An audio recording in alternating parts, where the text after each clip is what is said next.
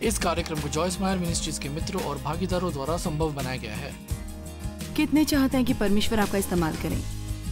ठीक है, खैर ये एक बात है, इससे पहले कि वो आपके जरिए बहुत कुछ कर सके, परमेश्वर को आपके साथ बहुत काम करना है। आमीन।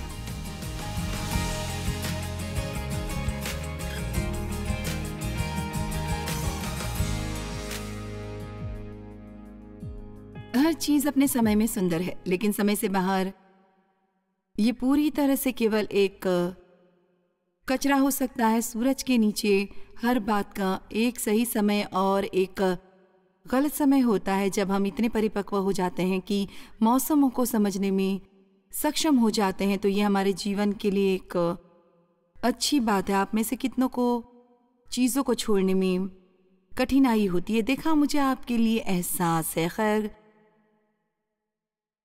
कुछ चीज़ों में मैं दूसरों की तुलना में बेहतर हूं और कुछ चीज़ों में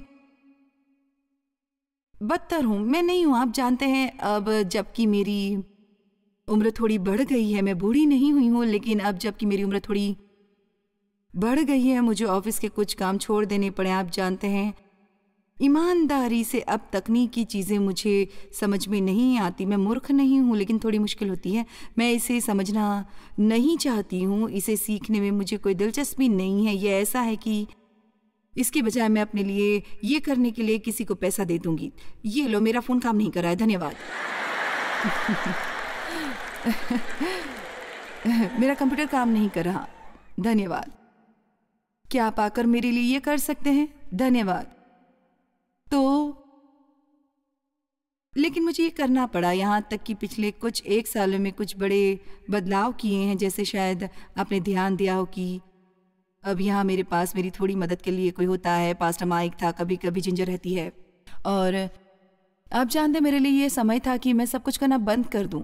कभी कभी आप बस सब कुछ नहीं कर सकते, या आप इस बिंदु पर आप पहुँचते हैं कि जहाँ आप इसमें से कुछ भी ठीक से नहीं कर सकते। मैं बहुत थक गई थी और मुझे थकने का अधिकार है, क्योंकि मैं बहुत ज़्यादा लंबे समय से ये कर रही हूँ, काफ़ी समय से। और मैंने सब कुछ करने की कोशिश करते हुए इसे लंबे समय तक बनाए रखा। आप जानते हैं, क्योंकि हर एक यही कहता है। खैर, आप जानते हैं, बेहतर हो सकता है यही। आप जानते हैं, इसलिए मैं इसे करने की कोशिश में लगी रही और आखिर में मैंने स्वयं को बीमार कर लिया। मेरे पास कोई विकल्प नहीं था। कभी कभी जब तक आप अपने जीवन में संकल्प के उस स्तर तक नहीं आ जाते, तब तक चीज़ें बदलती नहीं हैं। लेकिन आशा है कि हम इतने होशियार होंगे कि उन संकेतों को पहचानें और बदलाव करें, जबकि हम अभी भी उन्हें कर सकते हैं, क्योंकि हमारे पास विकल्प हैं। और इसलिए नहीं करते क्योंकि हमें मजबूर किया जाता है और हमारे पास कोई विकल्प नहीं है। आमीन। तो चलो, बस मुझे बस कुछ चुनने दो। आप में से कितनों को पानी पसंद नहीं है? मैं इस विषय में बात नहीं कर रही हूँ, मैं इस बारे में बात कर रही हूँ कि आप में से कितनों को केवल वास्तव में पानी पीना अच्छा नहीं लगता। ठीक है, खैर, आपसे प्रेम करती हूँ मैं, कृपया नाराज ना हो, लेकिन ये तो एक मूर्खता भरा काम है जो आप कर सकते हैं कि पानी न पिए। आप जानते क्या? क्योंकि यही एकमात्र ऐसी चीज़ है जो आपकी किडनी को अच्छे से साफ करेगी। यदि आप इसमें एक ही बैग डुबोते हैं तो ये वैसा नहीं रहता जैसा कि जब ये पानी था, और बहुत से लोगों को ख़राब महसूस होता है और उसमें ताकत नहीं होती। और इसलिए अब मैं आपको बता रही हूँ, इसलिए अब आप जानते हैं, इसलिए आप जिम्मेदार हैं, क्योंकि अब आप जानते हैं। इसलिए यदि आपको किडनी स्टोन हो जाता है और डॉक्टर कहता है आप पर्याप्त पानी नहीं पीते, आप ये कह सकते हैं, ये जॉस ने कहा था। आप में से कितनों को पर्याप्त नींद नहीं मिलती? जानते इसका जवाब क्या है? सोने जाओ, सो जाओ। ईमानदारी से हमारी बहुत सी समस्याओं को हल करना इतना भी मुश्किल नहीं होगा। खैर, मैं जानती हूँ मुझे सोने जाना चाहिए, लेकिन मैं जानती हूँ मुझे ज़्यादा पानी पीना चाहिए, लेकिन मैं जानती हूँ मुझे कुछ पैसे बचाने चाहिए, क्योंकि जब मैं रिटायर हो जाऊंगी तो, लेकिन मैं जानती हूँ मुझे अपने काम खुद करने हैं, लेकिन मुझे शायद ये नहीं करना चाहिए। लेकिन आइए भी, हमें अपने जीवन में से इन लेखनों को निकालना है। और बस वही करना शुरू करें जो हम जानते हैं कि हमें करना चाहिए। आइए आज यह फैसला करते हैं कि हम चीज़ों को जाने देने से बहुत ज़्यादा बेहतर होने वाले हैं, ताकि परमेश्वर उन नई चीज़ों की शुरुआत कर सकें जो हमारे लिए उसके पास हैं। किसी ऐसी चीज़ से चिपके रहने का वास्तव में कोई मतलब नहीं है जिसे परमेश्वर ने समाप्त कर दिया है, क्योंकि एक बार जब परमेश्वर ने इसे समाप्त कर दिया तो आप कभी भी इसका आनंद नहीं लेने वाले। आमीन। परमेश्वर ने मुझे भी चीज़ों को देने के बारे में दिखाया कि एक बार जब उसने मुझे कुछ छोड़ देने के लिए कहा, लेकिन उसके बाद भी यदि मैं इसे रखती हूँ तो इसका आनंद लेने के लिए मेरे पास कोई अभिषेक नहीं होगा। मैं इसे रखकर इसे देख सकती हूँ लेकिन इसका आनंद नहीं लूंगी, क्योंकि ये मेरी नहीं रही। परमेश्वर ने पहले ही कहा दे दो। एक समय में से दूसरे में जाने की जल्दबाजी करना समस्याओं का कारण भी बनता है। हो सकता है आपका यह प्रतीक्षा करने का समय है और आप प्रतीक्षा करते हुए थक गए हैं, इसलिए आप इसके बारे में कुछ करने जा रहे हैं। या हो सकता है आप ऐसी नौकरी में जो आपको पसंद नहीं है और आप सिर्फ परमेश्वर की प्रतीक्षा करते हुए थक चुके हैं, इसलिए आप तय करते हैं कि आप वैसे भी छोड़ने वाले हैं। आप जानते हैं बहुत बार हम बस प्रतीक्षा करते करते थक जाते हैं और हम बस ऐसे फैसले लेते हैं जो मूर्खतापूर्ण होते हैं।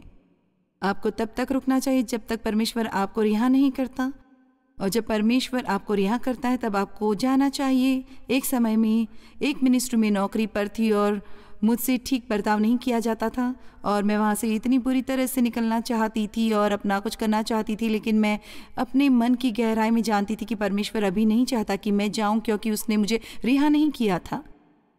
खैर, जिस समय तक परमेश्वर मुझे जाने के लिए कहता है इस स्तर तक आ पहुंची थी कि मुझे वो अच्छा लगता था। तो आपको हमेशा वो करने नहीं मिलता जो आप चाहते हैं। अब यहाँ एक उदाहरण है मौसम में जल्दबाजी करने के बारे में। एक साल मिजोरी में हम थोड़ा गर्म सर्दी का मौसम था। खैर, सर्दी के दौरान हमें लगता था कि वो बहुत अच्छा था। ये ठंडा था। इस सर्दी में भी ठंड नहीं है, ये तो लगभग सर्दी के न होने जैसा है, और हमें लगा कि ये बहुत अच्छा था। जब तक कि वसंत में हमने पाया कि ये अभी इतना ठंडा नहीं था कि जिसमें कीड़े मरते। तो हमारे यहाँ कीड़े ही कीड़े थे। उस वसंत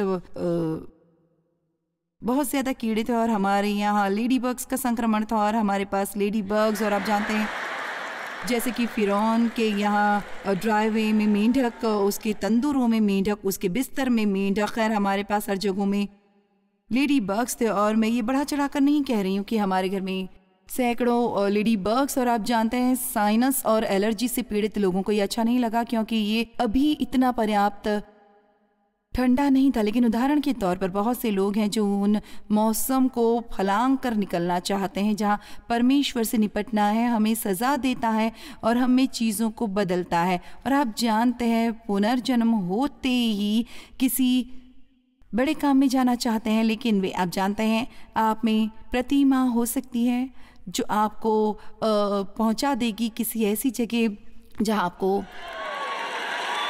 नहीं होना चाहिए। आप जान रहे मैं क्या कह रही हूँ?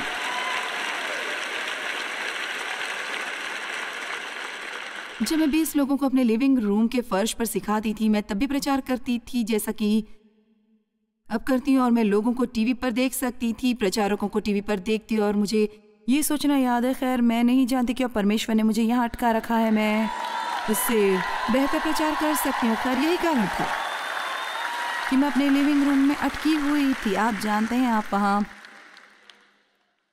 बैठकर सोच सकते हैं। खैर, मैंने वर्शिप टीम में नौकरी के लिए आवेदन किया था और उन्होंने मुझे नौकरी नहीं दी, और मैं वहाँ किसी से भी बेहतर गा सकता हूँ। खैर, जब तक आप उस नज़रिए को नहीं बदलेंगे, आप वहीं बैठे रहेंगे जहाँ फ़िलहाल आप बैठे हैं, क्योंकि परमेश्वर हमारे रवैये और चरित्र के बारे में कहीं ज़्यादा चिंतित है बजाय इसके कि हम लोगों को प्रभावित करने के लिए क्या कर सकते हैं।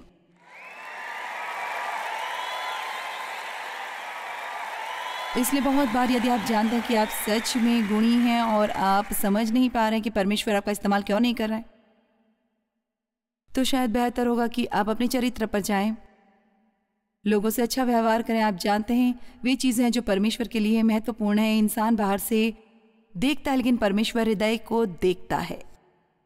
वो हृदय से आपको जानने की कोशिश करता है। आमीन। परमेश्वर हमारा हृदय देखता है और इसलिए कभी कभी परमेश्वर किसी ऐसे को चुनेगा कि आप अंदाजा भी नहीं लगा सकते हैं कि आखिर क्यों वो उसका इस्तेमाल करेगा, क्योंकि पैकेज कुछ ज्यादा प्रभावशाली नहीं दिखता, लेकिन परमेश्वर जानता है कि उनके पास एक सोने का दिल है। हमें अपने बाहरी जीवन की तुलना में अपने आंतरिक जीवन पर अधिक ध्यान देने की जरूरत है। सुनो, यदि हम आध्यात्मिक रूप से तैयार होने में इतना समय बिताते हैं जैसा कि हम बाहर जाने के लिए करते हैं, 5 बार कपड़े बदलना, पाउडर मलना, आइए भी यदि आप ढंग से पेश नहीं आते हैं तो मैं जाकर उनसे बात करूं। मुझे लगभग सुबह 45 मिनट लगते हैं इस तरह दिखाई देने में जैसे मैं आपके सामने दिख रही हूं तब से। अब खैर शुक्र है मैंने सीख लिया। बहुत समय पहले मैं अक्सर कुछ 1 घंटे परमेश्वर के साथ बिताती हूँ इस तरह से तैयार होने से पहले, लेकिन मेरे जीवन में कुछ साल ऐसे थे जब मैं ये नहीं करती थी। और आप जानते हैं मैं शायद अच्छी दिखने के लिए इस पर मेकअप भी लगाती थी। हेलो, इससे कोई फर्क नहीं पड़ता काम पर किसी को आप कितने सुंदर लगते हैं। परमेश्वर देखता है हमारे रवैये को, हमारे चरित्र को, हम लोगों से कैसा व्यवहार करते हैं, हम लोगों से कैसे बात करते हैं, हम लोगों के बारे में कैसे बात करते हैं। और आपके जीवन में मौसम होंगे जहाँ सिवाय खोने के परमेश्वर आपको जहाँ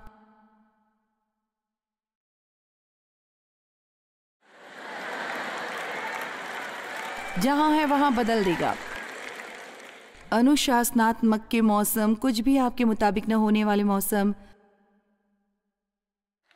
सिर्फ ये देखने के लिए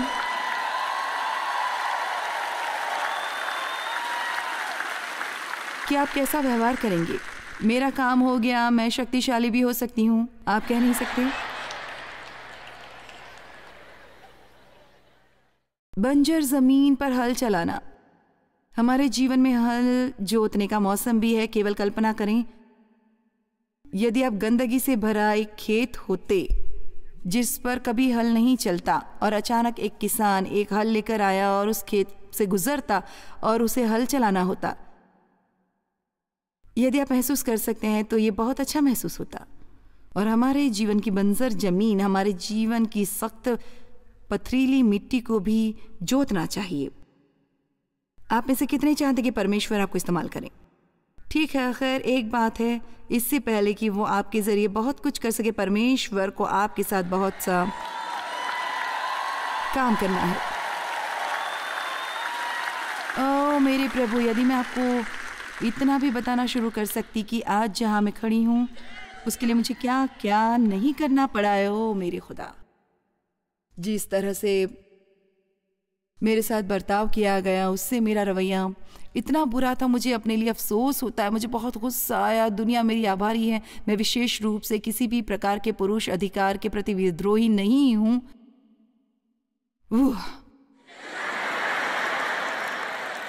और परमेश्वर ने बस इसे बनाए रखा और बनाए रखा और बनाए रखा और बनाए रखा। और क्या आप जानते हैं, मुझे समझ में नहीं आया कि परमेश्वर ने क्या मुझे दुनिया में खुला नहीं छोड़ दिया था। और जब मैं पीछे देखती हूँ और मैं बहुत खुश हूँ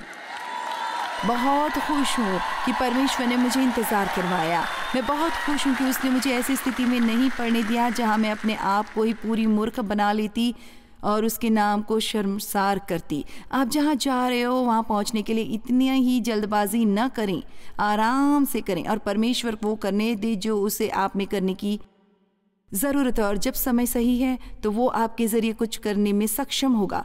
लेकिन आपकी आध्यात्मिक परिपक्वता बहुत ज़्यादा महत्वपूर्ण है, बजाय इसके कि कहीं एक मंच पर खड़े होकर अपने गुणों को साझा करें। आमीन। हल चलाने का मौसम। एक बार आपने अपना हाथ हल पर रख दिया तो बाइबल में लिखा है, पीछे मत देखो। लूका 9:62। यीशु ने उससे कहा, जो कोई अपना हाथ हल पर रखकर पीछे देखता है वो परमेश्वर के राज्य के योग्य नहीं। जब आप कड़ी मेहनत कर रहे होते हैं तो ये नहीं सोचते कि ये कितना कठिन है। फसल के बारे में सोचिए, जब आप मुश्किल हालातों से गुजर रहे हैं, बस ये ना कहो क्या हो गया, मैं कैसे से बाहर निकलूंगा, परमेश्वर मैं इसे छोड़ रही हूँ, मैं हार मानने वाली हूँ। ये बस एक ही ऐसी चीज़ नहीं है, मुझे सफलता नहीं मिलती। परमेश्वर जो असली कहा था कि आप सब ठीक कर देंगे, आप ठीक क्यों नहीं करते? मेरे पास इस इमारत में आज सबके लिए एक शब्द है, बड़े हो जाओ।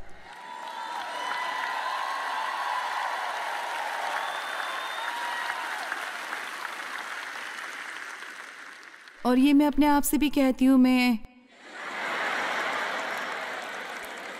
आपसे कभी कुछ नहीं कहती यदि परमेश्वर ने मुझसे न कहा हो। आप इसके बारे में निश्चित हो सकते हैं। आमीन। बाइबल में लिखा है कि हमें आशा से जोतना है। आप जानते हैं आशा क्या होती है? आशा एक उम्मीद है कि किसी भी क्षण कुछ अच्छा होने वाला है। मुझे ये अच्छा लगता है, हम इस तरह की उम्मीद से जीना चाहते हैं। और जब जीवन में मुश्किल आती है तो हमें आशा के साथ इसमें से गुजरने की ज़रूरत है। ये एक बुरा नज़रिया नहीं है, हमें कहना चाहिए इसका परिणाम अच्छा होगा, ये एक अच्छे कारण से हो रहा है, मुझे इसकी ज़रूरत है। मुझे ऐसा नहीं लग सकता मुझे इसकी ज़रूरत है, लेकिन परमेश्वर मेरी भलाई के लिए इसका हल निकालने वाले हैं। ये मेरे बड़े होने में मेरी मदद करेगा, मेरे परिपक्व होने में मदद करेगा। मुझे अनुभव मिल रहा है जिसे बाद में जीवन में मैं इस्तेमाल करूँगी। आमीन। अनुभव से बढ़कर कुछ नहीं होता। मैं क्या कहती हूँ उस पर विश्वास करने का आपका पूरा अधिकार है, आप चाहे तो करें। मैंने ये एक संदेश बनाने के लिए कोई $1 वाली उपदेश पुस्तिका नहीं खरीदी। मैंने इसे चीज़ों से बनाया है, अपने अनुभवों से इसे लिखा है, समझा है और आप तक पेश करने की कोशिश की है। परमेश्वर आपके ज़रिए काम कर सकते हैं अगर आप उन पर भरोसा करें।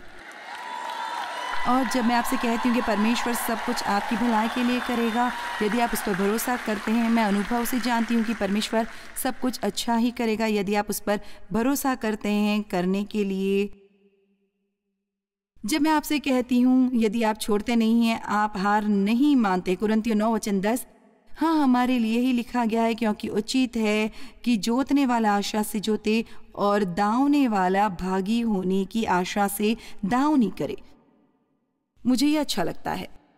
बंजर ज़मीन को जोतना ही चाहिए, और जबकि इसे जोता जा रहा है तो ये उतना मज़ेदार नहीं है, ये मुश्किल है। परमेश्वर की आज्ञा का पालन करना सीखना मुश्किल है, लेकिन एक बार जब आप सीख जाते हैं कि कैसे तुरंत और जल्दी से परमेश्वर की आज्ञा पालन करना है, जीवन मधुर हो जाता है। हर समस्या का जवाब है पता लगाएं परमेश्वर क्या कहना चाहते हैं और वो करें।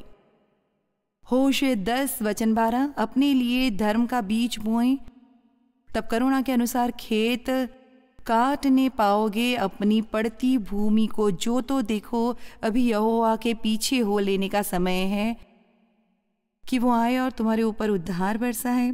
इसका क्या मतलब है? आशीर्वाद के लिए तैयार हो जाओ। हो सकता है बिल्कुल अभी आपकी बंजर जमीन है, आपका किसी पर गुस्सा है और आप इसे जाने नहीं दे रहे हैं। मैं हैरान हूं कि आज यहां कितने लोग हैं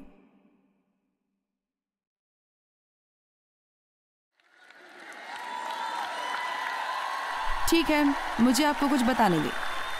विश्वासी होने के नाते हमारी सबसे बड़ी समस्या है क्षमा न करना, नाराज रहना, लोगों पर क्रोधित होना। मेरा मतलब ये है, ये चर्च में नंबर 1 समस्या है। यदि हम सब जल्दी से माफ़ करना सीख लेंगे जैसे मसीह हमें माफ़ करता है, बिल्कुल उसी तरह से। आओ भी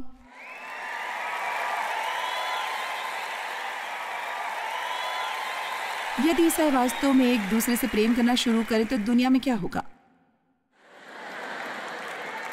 वाह, इसकी कल्पना करो। तब शायद हमारे बड़े से स्टिकर का कोई मतलब होगा।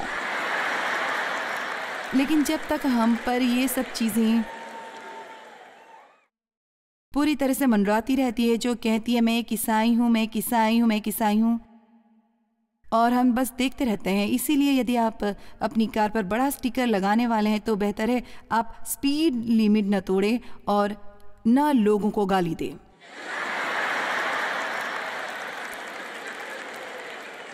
ये भी आपको मेरी कही बात अच्छी नहीं लग सकती, लेकिन आप भ्रमित नहीं होंगे।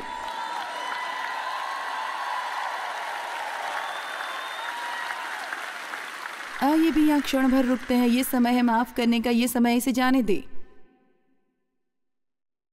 ये समय है इसे उबरने का और अपने जीवन में आगे बढ़ने का। खैर, आप नहीं जानते उन्होंने मेरे साथ क्या किया था। नहीं, मैं नहीं जानती आपको उनके साथ क्या करना चाहिए, लेकिन परमेश्वर मुझसे कह रहे हैं आप उनसे अच्छा बर्ताव करें। और मैं ये भी जानती हूँ कि हमने यीशु के साथ क्या किया।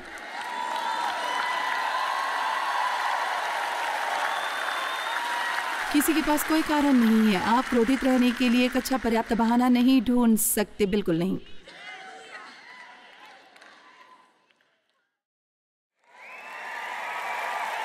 हाँ, ये भी आप कोई बहाना नहीं ढूंढ सकते और आप बस जानते नहीं हैं। लेकिन आप देखें, ऐसा नहीं है कि आपके साथ जो हुआ वो मूर्खता नहीं है, लेकिन एक बात है, जब आप माफ़ करते हैं तो आप अपने शत्रु पर कोई एहसान नहीं कर रहे हैं, आप अपनी मदद कर रहे हैं। मैंने माफ़ करने पर एक पुस्तक लिखी थी और मैंने इसे नाम दिया था do your self a favour and forgive. जब हम परमेश्वर की आज्ञा पालन करते हैं तो हम स्वयं की मदद करते हैं। हर चीज़ जो परमेश्वर हमें करने के लिए कहता है, आप कहते हैं लेकिन मैं इससे उबर नहीं पा रही हूँ। ठीक है, हो सकता है फिलहाल आप अपनी भावनाओं से उबर नहीं रहे, लेकिन मैं आपको बता दूं क्या होगा यदि आप वो करना शुरू करें जो परमेश्वर आपसे करने के लिए कहते हैं। आप उन लोगों के लिए प्रार्थना करना शुरू करें। आप हर रोज़ उनके लिए प्रार्थना करना शुरू करें। आप उनके लिए धन्य होने की प्रार्थना करें। आप परमेश्वर से उन्हें आशीर्वाद देने की प्रार्थना करें। और यदि कोई अवसर आता है तो उन्हें किसी चीज़ की ज़रूरत हो, आप उन्हें वो प्रदान करें।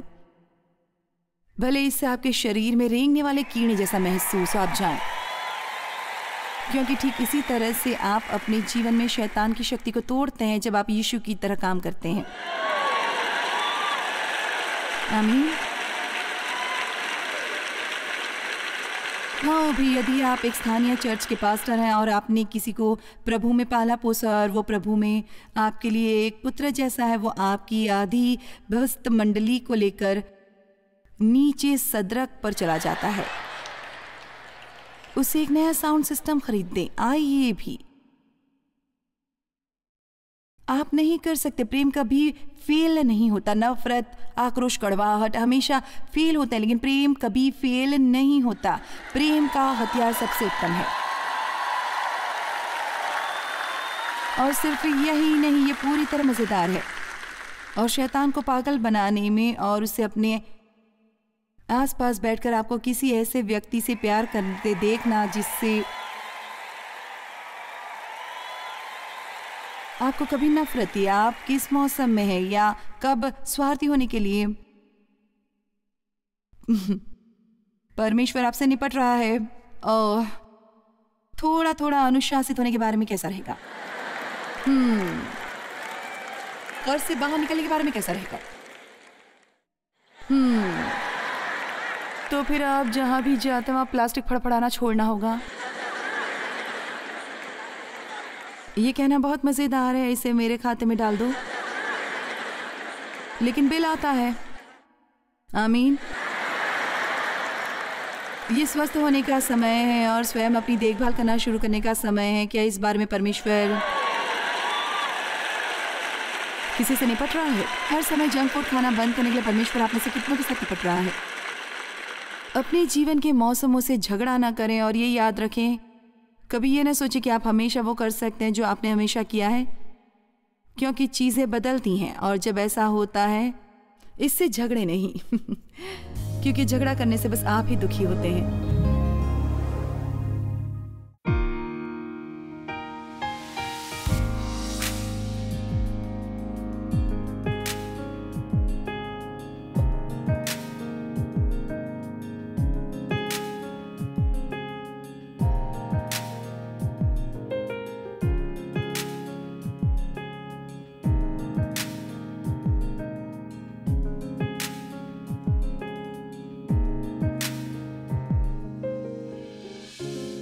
इस कार्यक्रम को जॉयस मायर मिनिस्ट्रीज के मित्रों और भागीदारों द्वारा संभव बनाया गया है।